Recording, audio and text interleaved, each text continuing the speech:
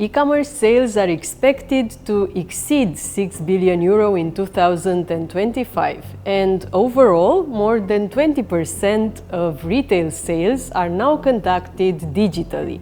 If we exclude China, we still have an e-commerce share in total retail of more than 12%. So e-commerce is now here to stay, and it's definitely going to grow in the coming years. What are the main trends that we will be looking at in e-commerce in 2025?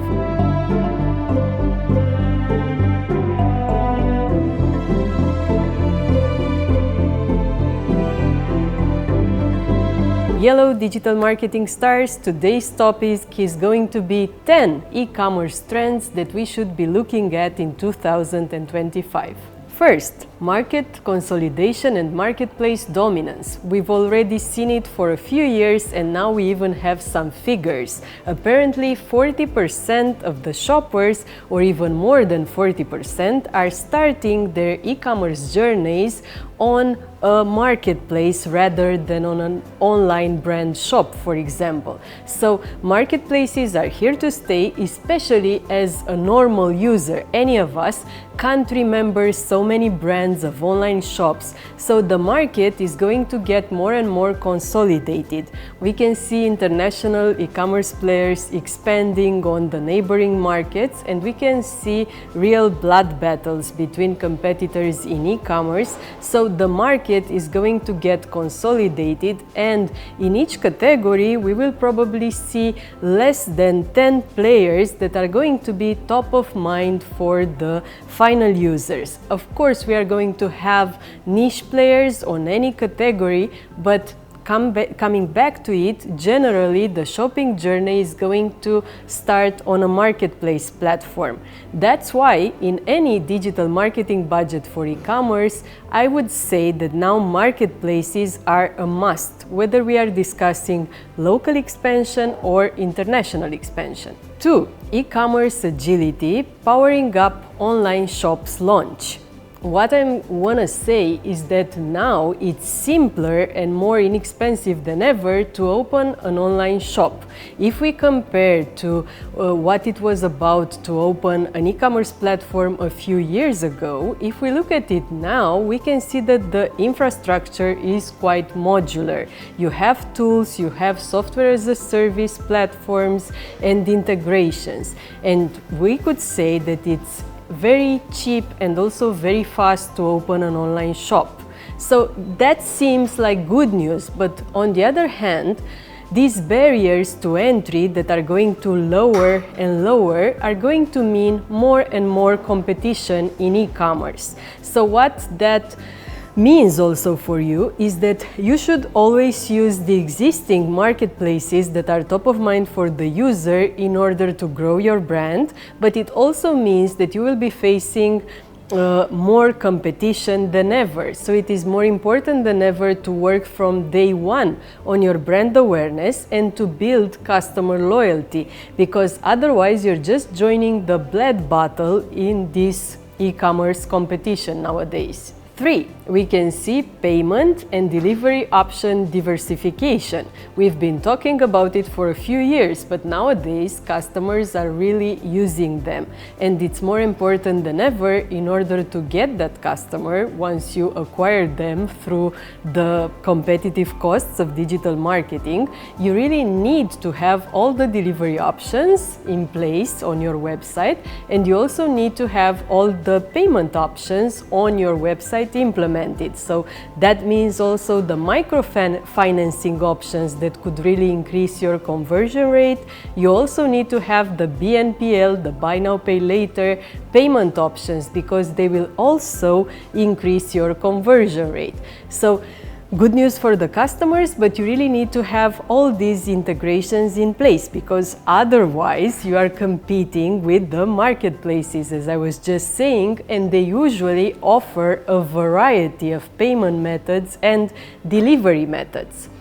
Once we talk about diversification, we also have number 4, digital marketing channel diversification, which is a must nowadays. With the increasing costs of meta advertising, whether we talk about Facebook or Instagram ads, and also of Google advertising, due to higher and higher competition, what we can see right now is that it is more important than ever to go to emerging channels. Whether we talk about more established digital marketing channels such as YouTube ads or TikTok ads, or whether we discuss about testing Snapchat, LinkedIn ads, Pinterest ads, X ads, or Reddit, for example, it doesn't really matter as long as you diversify and as long as you don't count on one channel only. It is also important to focus on customer loyalty, and it is also important to test as many types of visuals and formats as possible, because you really need to be competitive in terms of customer acquisitions costs. As I was saying, customer loyalty is also going to be a focus, and I would say this is the 5th trend. So customer loyalty is going to get a fair share of digital marketing budgets overall. If until now in e-commerce we could see a lot of focus, even 90% at launch of the focus in digital marketing for customer acquisition, now customer loyalty is also going to balance these costs and these shares, because basically it's so expensive to get a client that it is becoming more and more important to really keep them. So I would say that we will see subscription models in e-commerce, loyalty programs, and also email marketing, customer journeys and automations in place. So now that I just said automation, I would say that the 6th trend is actually powered by AI, and it's this personalization taken to the max in e-commerce, and we are going to call it hyper-personalization. I just saw a survey from Gartner that said that now, if we looked in 2021, we could see that 1% of product descriptions had some AI basis in them. But nowadays, like 10% of e-commerce product descriptions are AI based.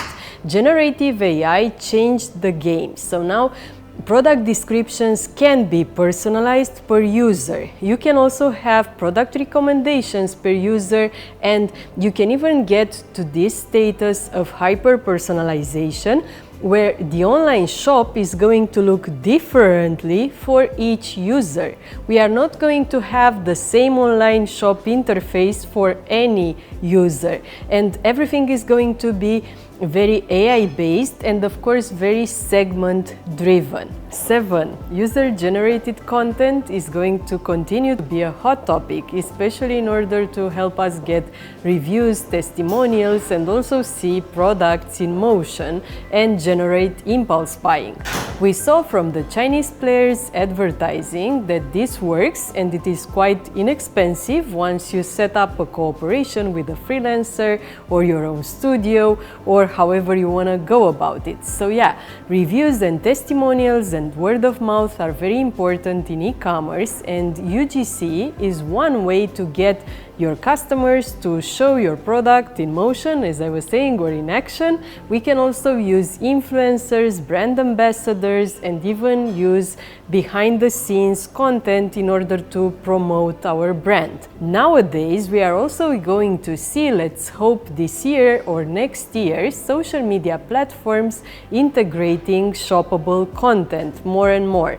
So we are going to see social commerce on the rise. This is going to happen on Facebook, Instagram, Pinterest, and also on TikTok. People are going to be able to buy seamlessly directly from the video that you are promoting. So I would say that UGC is going to be a part of our marketing budgets in e-commerce more and more this year. Measurement, analytics, data collection and tracking. I know you all heard enough of this topic, but the truth is that it is not in place, and AI-driven marketing campaigns can't work without the tracking in place, and you really need data, as much CRM, behavioral data as you can get. So it is very important, and it's going to be on the agenda in e-commerce to collect first-party data about the users, to have the tracking in place in order for your Performance Max, for your Meta Advantage Plus ads to work as good as possible. 9. Augmented reality, AR. I haven't been a fan of saying this is a trend for several years, but in e-commerce I think this year we are going to see the top international brands implementing AR capabilities, because this AR market has become more and more competitive, and also the number of devices that can use AR is on the rise.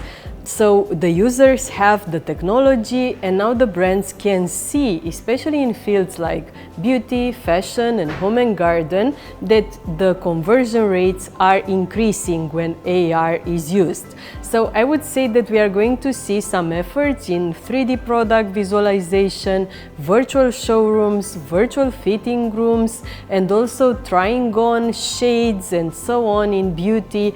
Who knows what, we are going to see some creative solutions implemented, especially by the bigger marketplaces. And 10, I would say, is also a buzzword that we are going to really see this year in e-commerce: sustainability.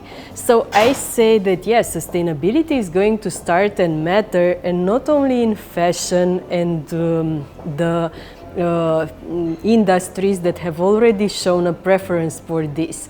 But yes, Gen Z is interested in your eco-friendly packaging, in your HR sourcing and so on. So yeah, this is part of the equation. And we can also see vintage marketplaces, second-hand marketplaces on the rise, and we can see these e-commerce business models that are very niche, like for second-hand fashion and so on, also growing. So yeah, I would say that this is a trend that is going to matter, and it's not so expensive for us as a brand, and it might even be aligned with our values to use it. So let's sum it up. We have 10 e-commerce trends for this year, but we said that mainly it's going to be about consolidation of the market around some international top players. So we can compete with this, but it's important to know that we can piggyback on this audience. It is also a lot about diversification and about competition. So we are going to see blood battles in e-commerce more and more, and rising costs. That's why it's very important to diversify our delivery options, our payment options, the features that we give our users, and it's important to experiment with emerging digital marketing channels. It is also important to experiment with social commerce, UGC, and to diversify the tactics and strategies that we generally use for our marketing, because it's going to be more and more expensive not to be creative. So I repeat, as the competition is going to get higher, it's going to be more and more expensive to not be creative in e-commerce. So we will invest more and more in authentic videos, in social commerce, just as we learned from the Chinese players. We are going to be using more and more the user recommendations, reviews, and we are going to piggyback on them for our campaigns. We need to be collecting data and to focus on tracking and analytics. And coming back to the top international players, I would say they will invest a lot in sustainability. They are going to test a lot of sustainability messages. They are going to be focusing on community marketing, and also a lot of investment in AR is something that we are going to see this year, and also continuous investment in voice search and visual search. If you are into digital marketing and e-commerce, me and my team at MTH Digital are always testing, are always analyzing the market, and we like to report back to you what is happening so that your digital and e-commerce efforts shine bright. So subscribe to our YouTube channel if you want to be updated to what happens, or follow me on Instagram, TikTok, X or LinkedIn, or wherever you are viewing this content.